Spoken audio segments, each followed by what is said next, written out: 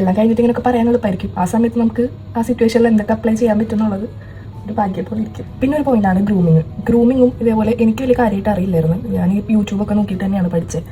അതേപോലെ ഞാൻ വീട്ടിലുള്ള ടൈമിൽ ഞാൻ വെറുതെ മേക്കപ്പ് ഇട്ട് നോക്കും. അതായത് ഇൻ്റർവ്യൂവിന് പോകുമ്പോൾ എങ്ങനെയാണ് മേക്കപ്പ് ഇടേണ്ടത് അത് ഞാൻ ട്രയൽ അടിക്കുമായിരുന്നു. ഇപ്പോൾ വീട്ടിലുള്ളൊരു വട്ടാണെന്ന് വിചാരിച്ചിരുന്നത്, കാരണം അത് ചോദിക്കുന്നത് രാത്രി മേക്കപ്പ് ഇട്ട് നടക്കുന്നത്. പക്ഷേ ഇതെനിക്കറിയാത്തതുകൊണ്ട് ഞാൻ യൂട്യൂബൊക്കെ നോക്കി ഞാനിങ്ങനെ ചെയ്തുകൊണ്ടിരിക്കും. പിന്നെ നമുക്ക് ഇടയ്ക്ക് വീഡിയോ അസസ്മെൻറ്റ് വരുന്നുണ്ട്, അതിനകത്ത് ഇരിക്കുന്നുണ്ട്. പിന്നെ അതിൽ ഫോണിലായതുകൊണ്ട് അതിൽ കുറച്ചും കൂടെ പെർഫെക്ഷൻ ആയിട്ട് അവർക്ക് തോന്നും. പക്ഷേ നമ്മൾ ഡയറക്റ്റ് പോകുമ്പോൾ ഒരു ഓക്കെ ഫീൽ തോന്നുന്നുണ്ടായിരുന്നു. എനിക്കൊരു സാറ്റിസ്ഫാക്ഷൻ വരുന്നവരെ ഞാനിത് ഇങ്ങനെ ഇട്ട് പഠിച്ചുകൊണ്ടിരുന്നിട്ടുണ്ടായിരുന്നു. എനിക്ക് കുറേ ബേബി ഹെയർസ് ഉണ്ട്. എങ്ങനെയൊക്കെ ജെല്ല് തിരിച്ച് അങ്ങനെ കീറി വെച്ചാലും കുറച്ചും എല്ലാം കൂടെ ഇരിക്കും. സോ ഞാൻ ഇൻ്റർവ്യൂവിന് സാധാരണ ഞാൻ ഇങ്ങനെയാണ് ഈരാറ്. ഇൻ്റർവ്യൂവിന് പോയ ടൈമിൽ ഞാൻ ഇപ്പുറത്തേക്കാണ് ഈരിയത്, എന്താ കുറച്ചും കൂടെ നീറ്റായിട്ടിരിക്കും. സോ അങ്ങനെയുള്ള കുഞ്ഞു കുഞ്ഞു കാര്യങ്ങൾ ഒക്കെ ഞാനിങ്ങനെ വീട്ടിൽ പ്രാക്ടീസ് ചെയ്താണ് പഠിച്ചത്.